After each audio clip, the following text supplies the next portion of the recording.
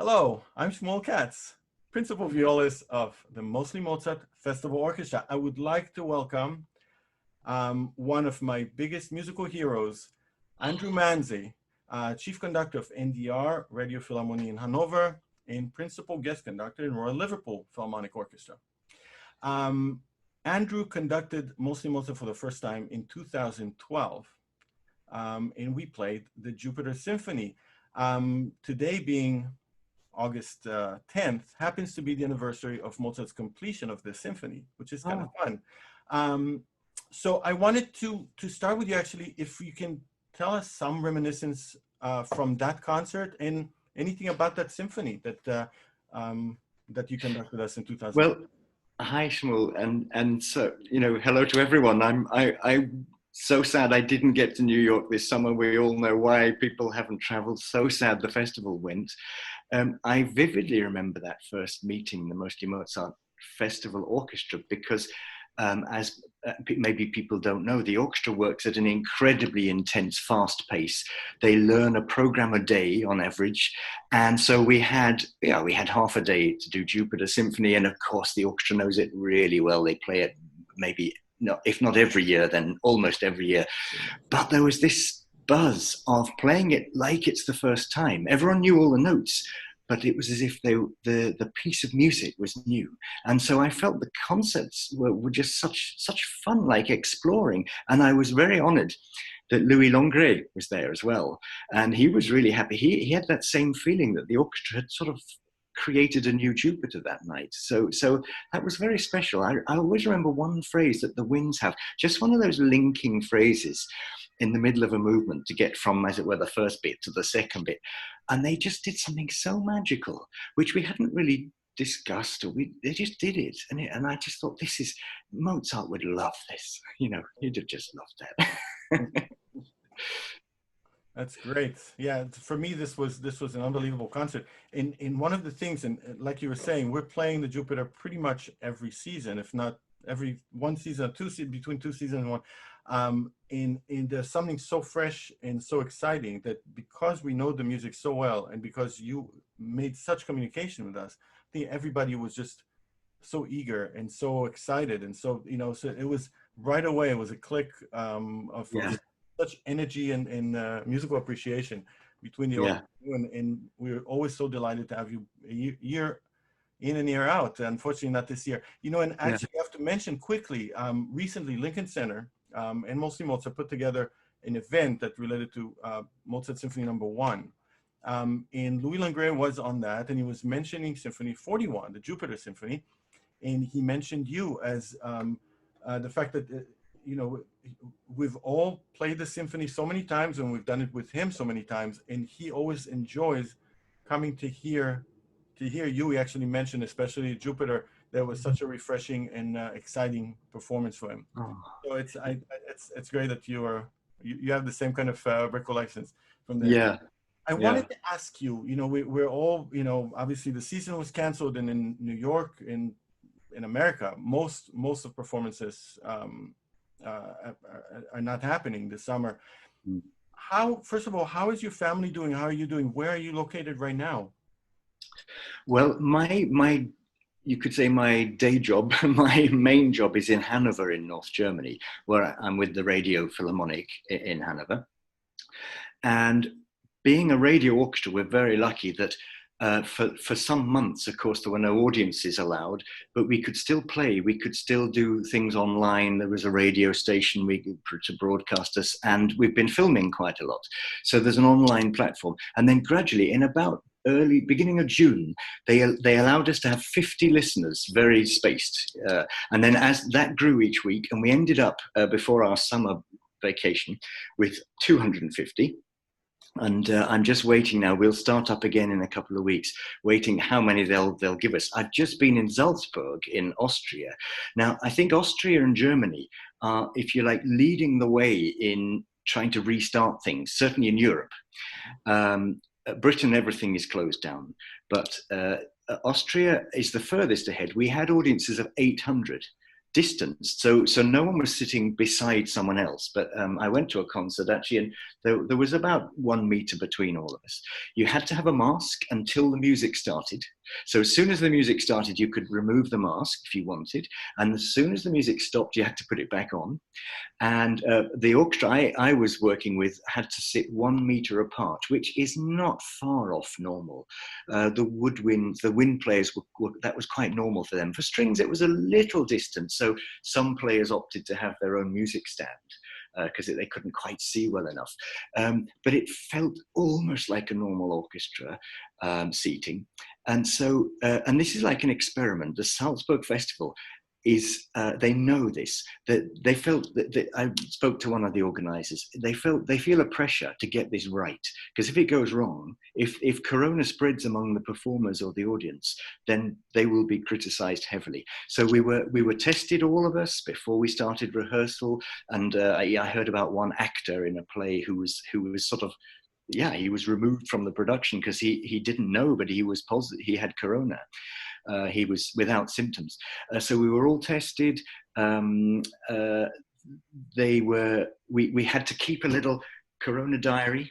We wrote down everyone we spoke to and met, so that if one of us got this, they could identify very quickly, and everyone's phone numbers.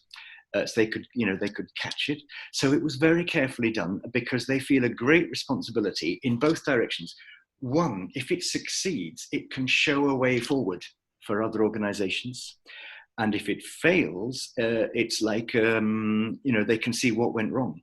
So it's been very carefully done. And I think Austria and Germany are leading the way in this, possibly because their corona numbers, the number of people ill and sadly the fatalities, have been a bit lower in those countries than in other European countries.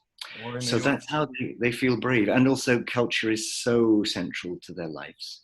I mean, the arts package, the rescue package, was announced in Germany within days of the sort of cancellations. And Britain, it took about 3 months to work out a package. That shows where the priorities are. So that's how it's looking in Europe at the moment. That's great. Actually, I watched a video of your orchestra, social distancing, with my old schoolmate, Sharon Kam, the clarinetist. And it was very touching to see everybody on stage, even in this distant form. It's a taste of life, and it's keeping it alive and keeping the hope.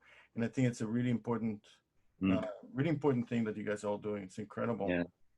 That program with Sharon, actually, Sharon Cam played the Copland Clarinet Concerto, and we did Appalachian Spring, which most of us had never done before. I mean, you guys know this piece backwards probably, but for us it was new. And we also did Quiet City. I thought that Quiet City was a great piece to do after this lockdown, because you have a distance trumpeter anyway. That's yeah, exactly.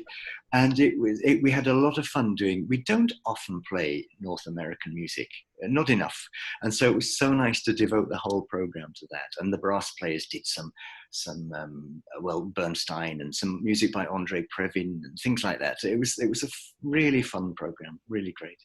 And the variety, being able to do some of this and then some of that. There were different sizes of groups. It was beautiful. Talking about programming, I had to ask you.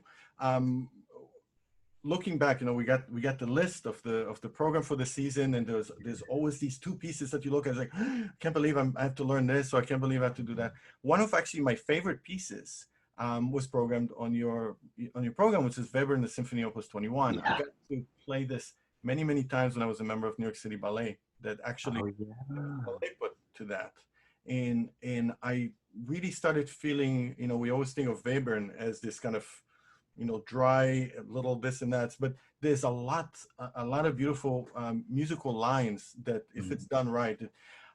So I wanted to ask you, first of all, why Webern? And how if you had a plan, I see that there's a Mozart 22nd concerto and the Linz Symphony. How was it supposed to fit together? Was there a grand plan there? Well, of all the things I've lost repertoire-wise in this corona cancellation, that was the one that made me the saddest, because I wanted to do the Webern with the Mostly Mozart Orchestra.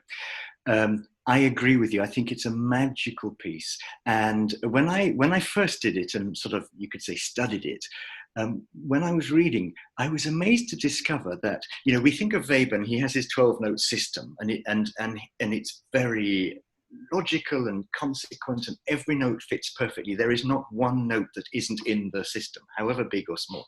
Incredible. It's a work of art, as a little bit like an old clock. Every piece is essential, but that it can still look beautiful and does a great job. It's like that. But what I discovered was he started writing the symphony first, and, as it were, discovered the note row as he was writing. He didn't write the note row first and then write a symphony. He started writing the music, and in the sketchbook, we have all his sketchbooks. I can't quite remember. He wrote something in the sketchbook about the moon. The first movement was, he just wrote the moon. And he was a real poet. He loved nature. He used to go climb. He was a rock climber. He loved mountaineering.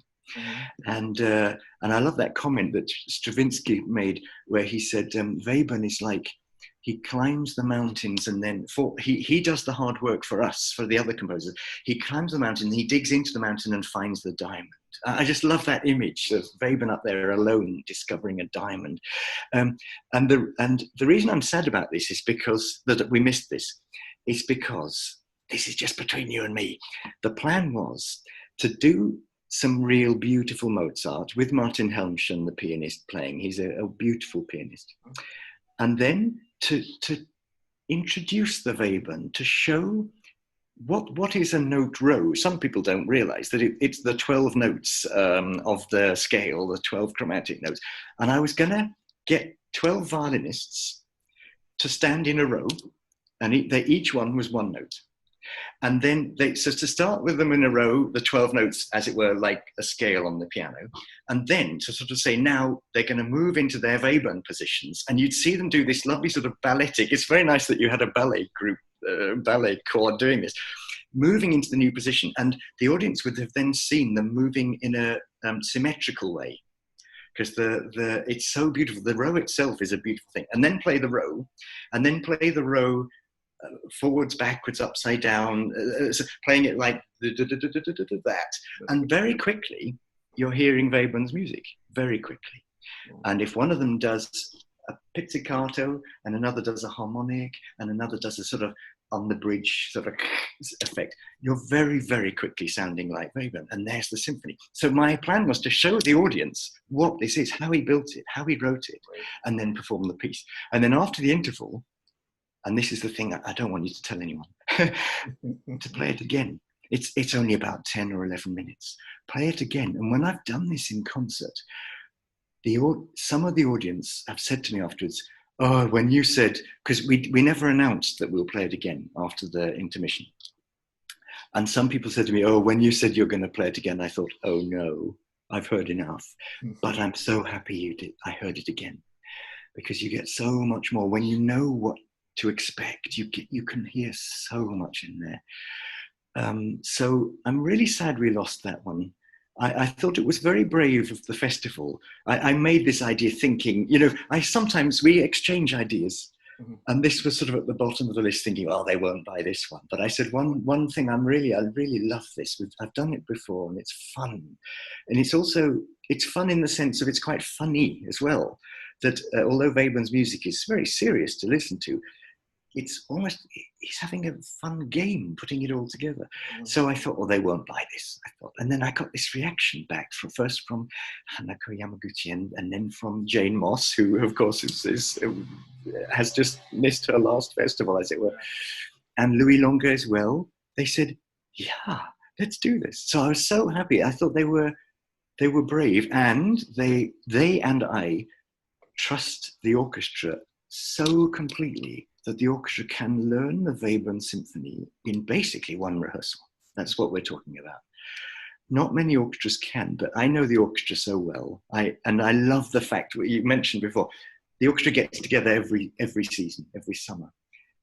And it's this great, there's no sense of routine about it. There's a great sense of joy to come together again and do all this music. And then everyone goes their own way to different orchestras. And every year they come back, and there's this great sort of meeting again where it all clicks together. It's fantastic. And I thought, this is the orchestra to do Webern Symphony. So I'm so sad. I'm missing it. I've got the score here. I look at it sometimes and imagine what it would have sounded like. I looked at the score last night just kind of to remind myself a little bit. We used to play it a lot. And I think something that's really interesting with you were mentioning Webern and the audience and how to introduce this to the audience on a very different level or you know, Bernstein and his children's concerts back in the 50s. I was completely struck. I used to watch those, obviously I'm not when after he recorded them, but you know, years later, but I watch him and the kids are sitting so nice and organized, and he turns to them and he says, I'm going to play for you something. You might like it. You might really hate it. But I want you just to open your ears. And this is in the 50s, and he's playing for them Webern. These poor kids. And it was some very, very positive reaction. We don't think about it this way. And it's very hard as a musician to play and to pay attention to all these little counting and playing that and that, playing that. But there's something so satisfying about being able to hear this and to play it. Yeah. I'm sorry I missed it. Yeah, me too. And I totally agree with you. I don't do so many concerts for children, but I do some. But what I've noticed when I've been also as a parent, the way children, sometimes we think, oh, this music's too modern or too strange. Children don't think whether it's modern or strange. In fact, I think I remember asking my daughter once about Webern when she was little. I said, is this new music or old music? She said, it sounds very old. You know, she was a little girl. She'd never heard anything like it. She thought it sounded very, very old music. Whereas Mozart, Beethoven sounded quite new. Isn't that interesting? That is very interesting. I actually wanted to ask you just like a little hypothetical. If you were, not if you were, but if Mozart had a time machine, went to 1928, sent a concert, Webern, sorry, how do you think you would react to music like this? Because I always think with composers like Wagner and like Brahms, what would composers before Bach, Mozart, whatever, hear this, how they would react? But Webern is very, very particular. What would you think Mozart would think of this? Wow, that's a deep question. I wasn't expecting that, so that's a tough one. I'd like to think, because the music is crafted so beautifully, you cannot criticize the crafts, even if you don't like what it sounds like. The craftsmanship is amazing. And I think all the composers you mentioned would appreciate that. They would say, they would admire the skill. Now, my dream is that Mozart would love it. Is that he sometimes might have sat down at his piano or his harpsichord and just experimented. And you think of that phrase in the 40th symphony, the famous G minor symphony, there he did, which is 11 of the 12 notes. That, you know, he's almost there. Maybe that wasn't a conscious thing. Maybe it's only in hindsight we see it as that. But still, he's brave. Mozart is brave. And if he'd lived longer, I think he would have been more and more brave as it goes on. So my hope is that he would love it, actually. And it would open up, I'm sure all of the composers you mentioned, Beethoven as well, their minds would be open, sort of, oh, wow, the horizon suddenly has got bigger. So I mean, surely all the great creative composers would admire creativity in another musician, especially when it's with such skill. So I'm hoping even Brahms would say, wow, that's quite something. Yeah. And you actually mentioned before and I never thought of that, the humor part of Webern, that it's music, yet there's something about it. He's playing around with your ears. The sounds come from different places, octaves up and down, and we are kind of, and I think that the humor part of this, maybe I did not think about it before, but because you said that, it maybe would have attracted Mozart, that I think had, you can hear from his music that there was such a clever, brilliant sense of humor. Yes. A little, you know, less out there than Haydn maybe, but very, I mean, of course, the effect, we're not supposed to laugh I mean, Haydn, sometimes he's trying to get us to laugh. Sometimes he's trying to get the orchestra to laugh as well. But the humor, in the sense, the wit, the eye, the twinkle in the eye is definitely there. Yeah. That's very interesting. Yeah, I always loved playing Webern. And it's very interesting to see, you know, we're talking about Vienna Yeah, as such an incredible. You were in Salzburg, but in yeah, Vienna, the culture, the history there. I mean, I come from Israel, where you dig deep enough, you find Roman pot and a Greek this and a Assyrian that. yeah, In yeah, Vienna, you still see that musical history there, yeah, and it's yeah, those two composers. I mean, the difference in time in terms of years is nothing. yeah. 150 That's right. years is nothing in history, so it's Mm. incredible. Yeah. So I'm really Yes. sorry we missed on that. Yeah. Maybe next time. Next time, yes. That's optimistic. Yes. So I wanted one more question. I'm actually we're covering a lot of the questions that I wanted to ask you. Looking back from 2012, and Yeah. I definitely every program that I worked with you, I remember exactly very memorable moments and some what is your favorite memorable excuse me what is your memorable moment from any Mostly Mozart concert you've played? I, like you, I remember every program, every piece, really, and it's so nice that I've met soloists who I'd never met Maniacs before, and so they brought me together with him, and that was such an honor to meet him and work with him. So there are many great memories. I think the one I would say we should all be proudest of was that we did Schumann's Second Symphony with 1 2 hour rehearsal. I think that was staggering how the orchestra, of course, the orchestra is so well prepared. Each individual musician sits down and knows every note. You could say they know their part backwards because they know that the job we have to do in the festival is to get it together. There's no time actually sort of to learn the music. We have to put it together instantly, like building a house. All the pieces are ready. But I think to do the Schumann, I actually listened to it the other day, the recording of what we did, because we're going to do Schumann second in Hanover in a couple of weeks' time. And I haven't done it since we did it. So I listened to it and I remember the thrill. And also on the recording I have that you get the audience reaction at the end, which was also amazing. I think reflected what the orchestra did. I've got every memory I have of what we've done is wonderful. But that's the one I'm sort of feel we can be proudest of, because that was really a tough ask, and the orchestra just rose so wonderfully to the challenge. I agree. I And remember it's a that great concert piece. very well. It's one of my favorite symphonies as well. Well, that's just a bonus. Yeah, So uncomfortably for us, I know, for the string players. Um, yeah, Schumann, and I tell you, this is one of the great things about we're talking about a conductor and what a conductor brings to the music. Obviously, musically, we have so much to learn from you, and we have over the years. And I always quote you to my students, and it's so important. But also, what is incredible about a great conductor is that they bring us together, leads us, and makes us believe in ourselves. And I think that's yes, really important. And one thing we did with the Schumann that I remember talking to colleagues, this is a really, really tough violin part. Very, very tough. And yes, our violinists are fabulous and they practiced, mm, but to have a conductor bring us all together and say, you can do it. Just yeah, do it. And that was for me, that was the magical part, to hear the violinist so good and so yeah, together, so mm, trusting you. That yeah. that's a challenge, I think, in the greatness. Mm. Well, it's interesting. Trust is so crucial, and in the situation of the Mostly Mozart Festival, where the orchestra's learning 2 programs a week on average, trust becomes the crucial ingredient. And so when I first came, that Jupiter program, I was nervous about it because I don't work in the States much. Generally, in the States, the musicians work very fast. I mean, compared to Germany, it's probably less than half the time. The orchestra here, my orchestra gets probably more than double the amount of hours just to prepare a program. There are good and bad things about that, but the speed of learning was incredible. And so I very quickly learned that I can really trust this orchestra, because I think as a young conductor, that's the hardest lesson, to learn to trust the orchestra in front of you.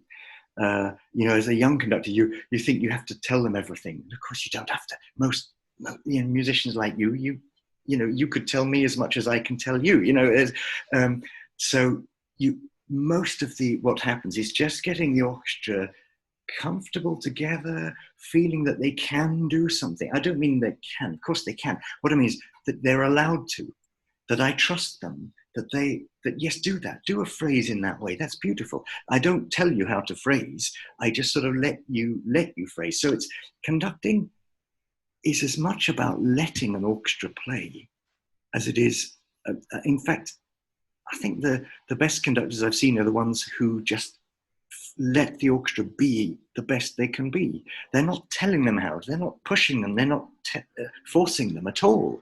They're just discovering, they're letting the orchestra rediscover inside themselves what they are, who they are. So, and with Mostly Mozart, it's there already because you're living so close to the edge through this festival. Plus, you must get exhausted as the weeks go on. By the end of the festival, you're probably a bit dizzy looking to opening the music, thinking, what on earth is it today we're playing? But also, that's so exciting as well. So that it's trust, I think, is the biggest, most important ingredient. I completely agree. Yeah. Yeah. That's great. Is there anything else you want to say? I don't want to.